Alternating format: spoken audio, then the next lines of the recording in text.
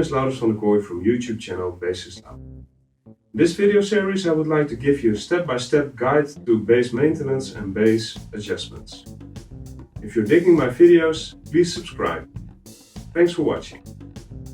Step 3. Bridge height and pickup height adjustment. Things needed: Allen key, Phillips screwdriver, ruler, radius gauge, tuner and a setup specs for your bass. Before we're going to work on the bridge, it's important that your bass is tuned. After checking the tuning, it's time to grab the ruler. I'm using a string action ruler. As I'm working on a Fender bass, I'm measuring the distance between the bottom of the string and the top of the 17th fret. We measure this distance at the bottom of the E string and the bottom of the G string. For my bass, the distance between the bottom of the E string and the top of the 17th fret should be 2.4 mm, which is 6/64 of an inch. Here we're seeing that the gap is too big, so I'll grab an Allen key. I'm using the Allen key to loosen the bridge saddle screws.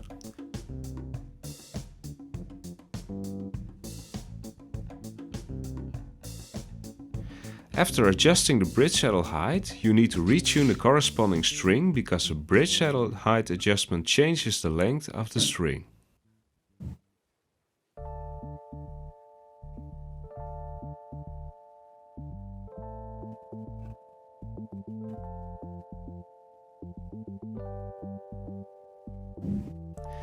We repeat this procedure just as many times until the right string action is achieved.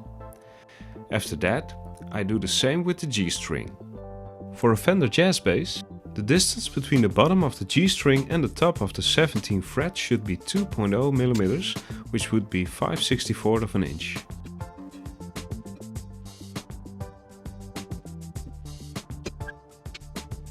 Now it's time to grab the radius gauge.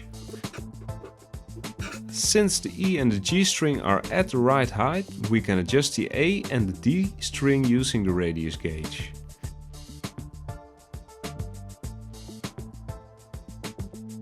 The neck radius of my Fender jazz bass is 9.5 inch. The strings of the bass need to have the same curvature as the neck.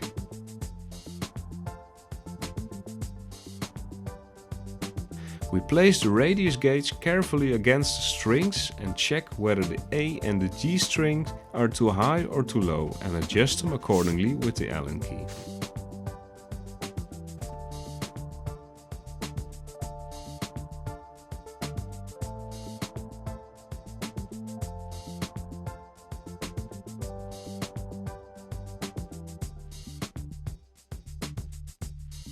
After doing a bridge saddle height adjustment, we retune the corresponding string and recheck the radius.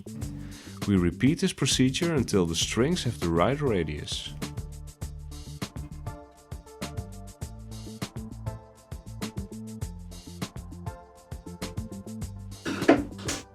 Now it's time to try the bass. When trying the bass, you check low notes and high notes and different playing styles, just to determine whether your fresh setup matches your playing style and meets your expectations.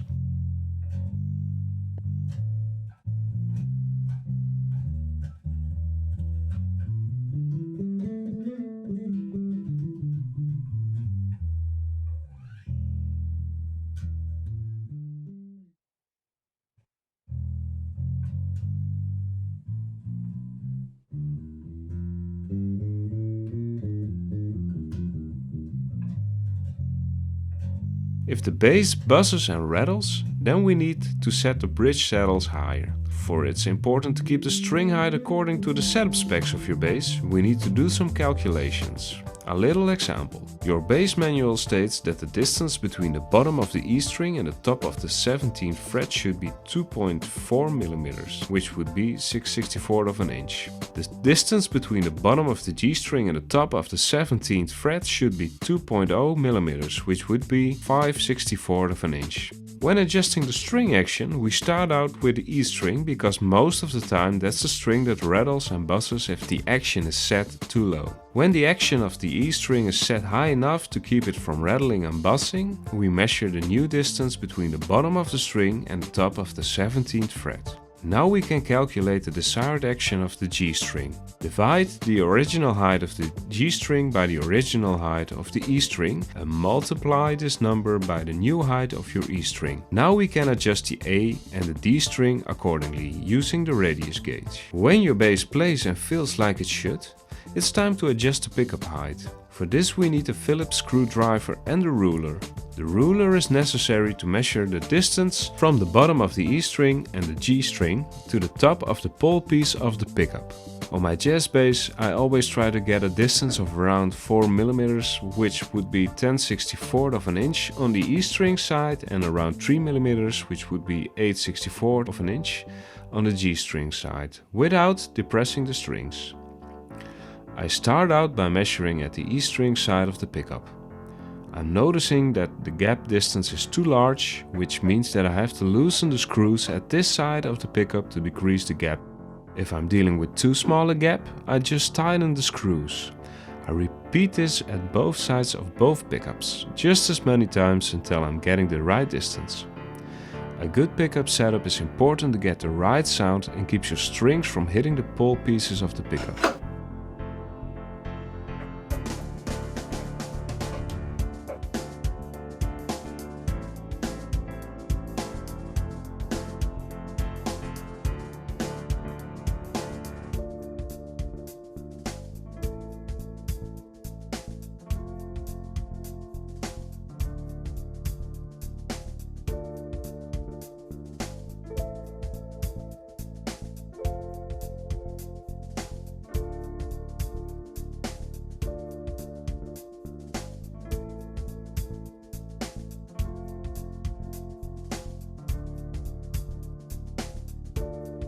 When I got the right distance on every side of every pickup, I check whether the short sides of the pickup are parallel to the strings.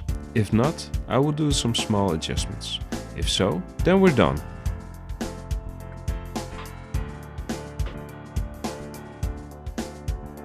In the next video, I will show you how to set and fine-tune the intonation of your bass. Thanks for watching.